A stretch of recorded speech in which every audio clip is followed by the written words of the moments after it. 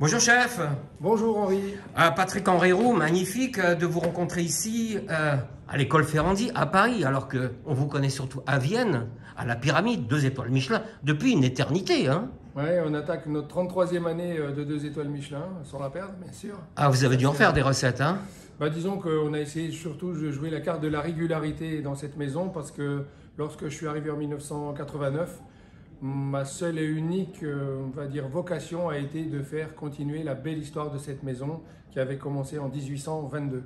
Magnifique. Alors, vous êtes là, vous parrainez en 2025 le prix, le 74e d'ailleurs, prix du club Prosper Montagnier, mais on ne connaît pas très bien. C'est quoi la vocation de Prosper Montagnier? Alors, Prosper Montagnier, d'abord, c'était un historien, c'était un très bon cuisinier, c'était quelqu'un qui faisait beaucoup de conférences auprès des autres, qui a dynamisé la cuisine française.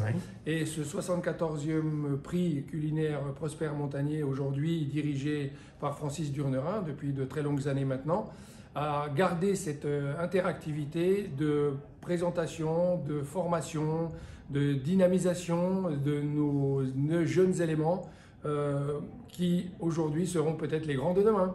Mais alors, pourquoi être venu le célébrer ici, à l'école Ferrandi à Paris, au lieu de chez vous, par exemple, à Vienne, ou dans les locaux du club?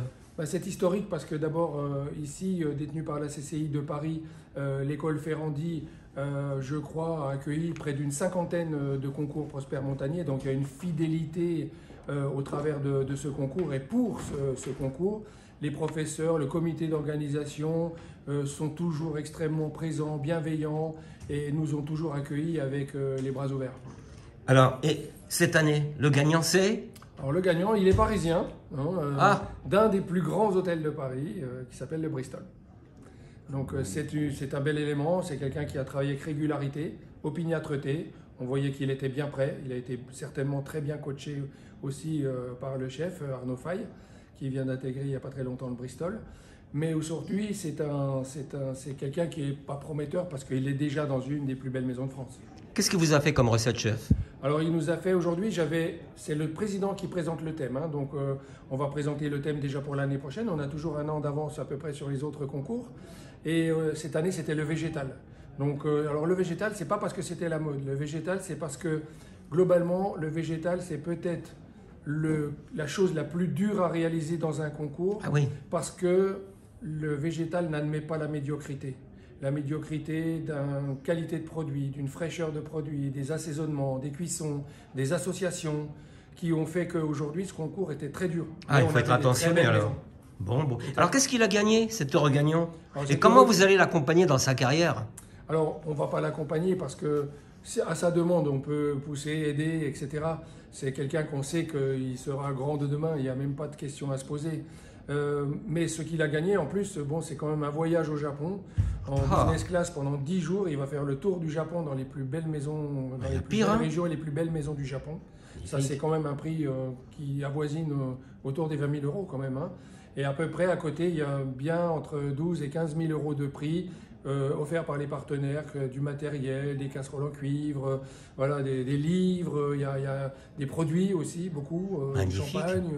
Donc là, c'est un joli prix parce que je pense qu'en termes de dotation, il est quand même relativement confortable. On ne parle pas du Bocuse d'Or qui est oui, bien sûr. Bon, on l'envie, hein. Mais hormis lui, est-ce que vous avez senti de nouveaux grands talents arriver en cuisine? Alors là, déjà aujourd'hui, on en avait 6. Hein. Ils n'ont pas été là par l'opération du Saint-Esprit. Oui. Ça a été une vingtaine de candidatures qu'on a dû analyser au travers de photos, de recettes, de techniques, etc. Et après, on a dû faire un choix de 6. Et donc aujourd'hui, on avait déjà 6 talents, il ne faut pas l'oublier. Bon. Et alors, sinon, en général, comment ça se passe, la transmission en cuisine vers les nouvelles générations de chefs? Vous sentez qu'il y a des gens qui ont l'envie, qui veulent s'investir, qui ont l'esprit brigade? Mais tout à fait, parce qu'on dit brigade, c'est un peu comme l'armée. Il faut aimer 5 choses. Droit, devoir, valeur, honneur, respect. Quand vous avez ces 5 choses-là, après, votre seule condition, c'est vous élever. C'est-à-dire rentrer dans le cercle vertueux qui va vous amener toujours plus haut. Et grâce à ces concours, aujourd'hui, qu'on a un petit peu partout en France, voire à l'étranger, aujourd'hui, notre métier n'a pas trop de soucis à se faire. Donc à la pyramide, vous avez des petits génies qui arrivent? Mais je suis intimement convaincu. D'abord, j'ai formé à titre personnel, en l'espace de 36 ans passés dans mon établissement en tant que chef patron, à peu près une cinquantaine de chefs qui aujourd'hui sont tous des chefs patrons étoilés ou des chefs étoilés, donc 2-3 étoiles. Donc aujourd'hui, mais c'est valable pour toutes les autres maisons, ça. Il n'y a pas de petites maisons, il n'y a pas de grandes maisons, il y a des gens très intéressants, des gens passionnés par leur métier, par les produits, et qui n'ont de cesse tous les jours que de s'améliorer. Magnifique. Chef, on peut vous accompagner pour découvrir les plats du gagnant? Allez, On y va? Mais rapide, hein. Merci Henri.